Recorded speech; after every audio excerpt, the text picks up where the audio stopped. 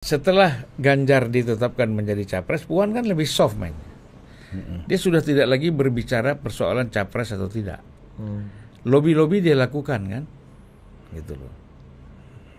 Yang kita lihat apa yang langkah-langkah politik Puan ini melobi banyak pihak, tokoh-tokoh politik, tokoh partai, berhasil.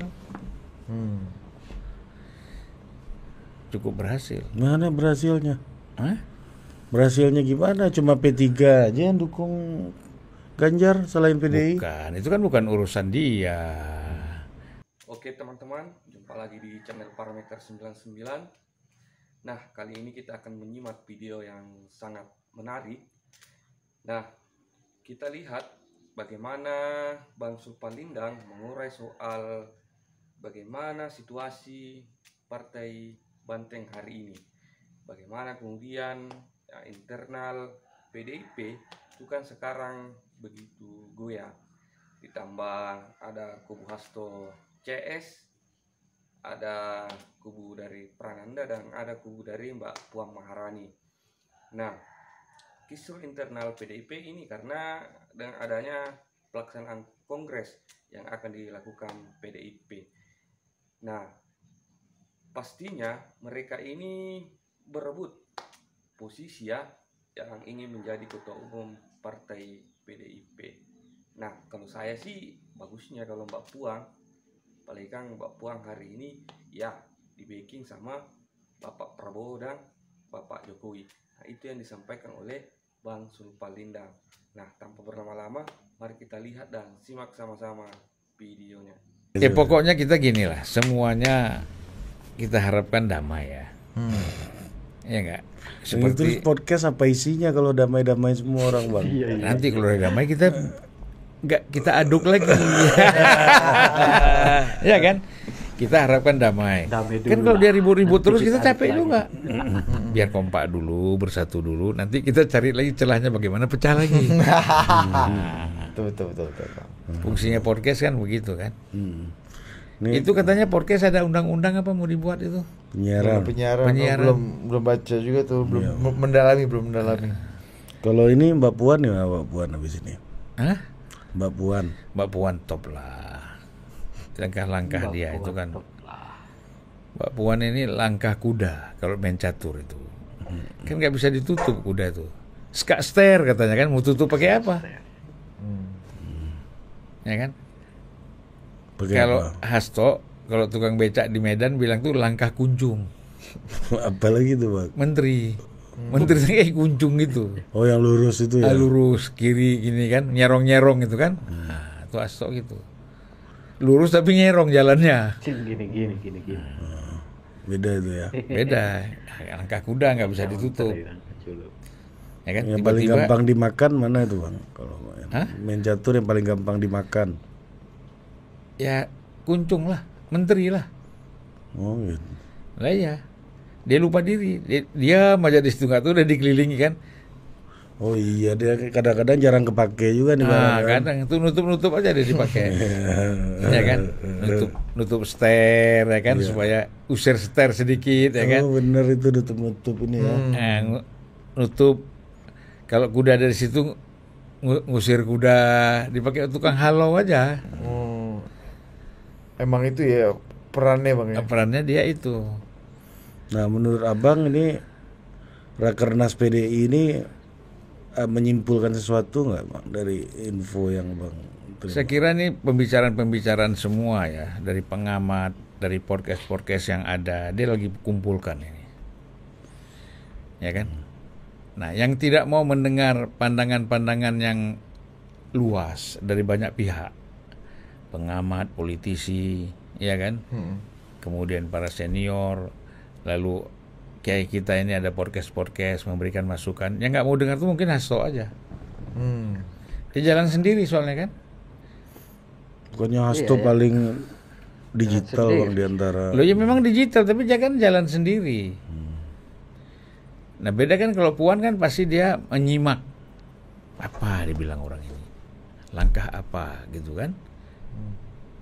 Kan Puan beda sekali. Sebenarnya memang pada kalau saat mau dinormalisasi sebelum kondisi penetapan partai-partai, Ganjar, ya harus Mbak dengan Puan setelah penetapan bisa Ganjar. melakukan bersih-bersih di Partai Banteng. Sebelum penetapan Ganjar presiden, Kecuali seolah-olah kalau kan Banteng masih Puan itu bersaing sama Ganjar kan itu habis. untuk menjadi capres kan itu. Bukannya beneran bersaing, Bang? Lo ya bersaing kan? Iya, bukan seolah-olah dong. Ya dia perhalus dikit pun nggak boleh kau. Abang di podcast sebelumnya udah lebih ekstrim dari ini. Ya, anarkis. Anarkis. Nah, jadi setelah Ganjar ditetapkan menjadi capres, Puan kan lebih soft main. Dia sudah tidak lagi berbicara persoalan capres atau tidak. Lobby-lobby dia lakukan kan, gitu loh. Yang kita lihat apa yang langkah-langkah politik Puan ini melobi banyak pihak, tokoh-tokoh politik, tokoh partai, berhasil. Cukup berhasil. Mana berhasilnya? Hah? Berhasilnya gimana? Cuma P3 aja yang dukung Ganjar selain PDI? Bukan, itu kan bukan urusan dia. Itu kan udah urusan organisasi. Tapi kan secara pribadi dia ketemu Prabowo, ketemu Surya Paloh, ketemu ya kan Erlangga, ketemu Pak Jokowi, itu kan apa, suasana kan ketegangannya itu kan turun. Kalau dalam politik internasional disebut detente kan, peredaan ketegangan. Betul nggak? Iya. Jadi Puan itu fungsinya meredakan ketegangan antara fungsinya meredakan termasuk ketegangan. ketua umum, PDIP, ya kan. Cuman yang susah kan sekjen, tegang terus, ya kan. Kalau listrik itu apa tuh yang kabelnya banyak lewat sutet. Buat Bukan fiber optik ini. Iya. Bang, buat Pak kan tegang nih tadi bicara tegang PDI dengan Prabowo. Kalau tegang-tegang aja bangun. Iya. Itu kan kebutuhan semua orang, tegangan tinggi listrik ini. Iya. Kan. Kalau enggak kita nggak bisa ada lampu. Iya. Buat Pak Jokowi lebih untung mana sih, Bang? Lebih menguntungkan mana sih, Bang? Hubungan PDI dengan Prabowo Jokowi ini setegang ini dengan penjaga ketegangannya namanya Mas Hasto, atau hubungan PDI dengan Prabowo Jokowi yang merupakan satu tubuh ya, itu lunak dan damai dan bersama-sama, lebih untung mana bagi Pak siapa? Jokowi? Bagi Pak Jokowi. Jadi begini, kalau saya jadi Jokowi, nah inilah manusia itu kan yang tertinggi dari jiwa manusia itu kan arif, ya kan? Orang dibilang bijak itu kan arif. Dan dalam agama pun posisi tertinggi keimanan seseorang itu kan arif. Nah, kalau orang itu sudah sampai pada tingkat arif, dia tidak suka lihat ada konflik di antara orang lain, baik dengan dirinya ataupun antara orang itu. Oke. Nah, Jokowi posisinya di mana? Kita mengharapkan dia akan menjadi orang arif. Katakanlah dia bilang ya silakan aja lah. Prabowo dengan PDIP mau bersatu, saya nggak ada masalah. Ya kan? Kamu bersatu, saya tetap Joko Widodo. Kamu berpisah pun, saya tetap Joko Widodo. Pikiran-pikiran seperti itu yang perlu ada dalam diri Pak Jokowi, sehingga orang lagi tidak sibuk lagi seolah-olah Pak Jokowi inilah yang menghambat ada persatuan antara PDI, Gerindra, Mega, Prabowo kan itu. Soalnya yang menghambat ini kan dia. Untuk kearifan tadi, Bang. Makanya kalau dia munculkan kearifan nggak ada. Pak Prabowo silakan aja, Pak Prabowo, saya nggak ada masalah kok. Saya mungkin bisa balik ke Solo, ya kan? Nah, kalau Pak Prabowo panggil saya datang, minta nasihat saya datang. Ya paling saya bantu-bantu IKN aja supaya lebih cepat terbangun kan, terwujud gitu. Itu kalau Arif. Kalau Arif. Kalau bicara untung rugi, ya kalau bicara politik. Kalkulasi politik. Kalkulasi politik bagi Pak Jokowi ya lebih bagus PDIP di luar. Kenapa, Pak? PDIP di luar. Lah iya kan dalam konteks ini kan begini. Musuh kamu adalah musuh kamu. Kan gitu. Musuh dari musuh kamu kawan kamu. Betul nggak? Iya. Tapi kawan dari musuh kamu ya musuh kamu, kan gitu. Posisinya kan begitu. Nah, kalau Pak Jokowi sekarang berbeda dengan PDIP, ya, berarti kan Pak Prabowo tinggal, kalau dia berteman dengan Pak Jokowi, berarti lawan Pak Jokowi lawan saya dong. Kan gitu hitungannya. Ini hitungannya, Ya. hitungan politik kan, Ya.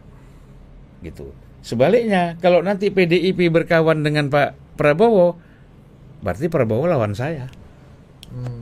Kan gitu. Iya. Logikanya Bang. kan. Hah? Mohon izin. Artinya buat secara kalkulasi politik tadi kata abang bilang dari perspektif sepatunya Pak Jokowi, PDIP lebih baik seperti sekarang kan, keras, kencang. Artinya nih Bang, lagi-lagi nih Bang Nuwun Sewu, kepentingannya Pak Jokowi akan sikap Mas Hasto yang begitu keras dan tegang seperti ini adalah suatu hal yang menguntungkan dong. Jadi nggak perlu dong Enggak juga. karena ini menciptakan situasi yang seperti ini terus dengan sikap Mas Hasto yang seperti itu gitu loh Bang. Dibanding Mbak Puan yang jinak dan gini, damai. masalahnya kan yang terus di apa ya katanya, bukan Sembur. dikritik lagi, disembur, ya kan? Itu kan Pak Jokowi, bukan Prabowo. Kalau secara politik justru Pak Jokowi mengharapkan lo nyerang Prabowo dong, jangan nyerang gue gitu, ya kan? Tapi berarti gini ya Bang ya.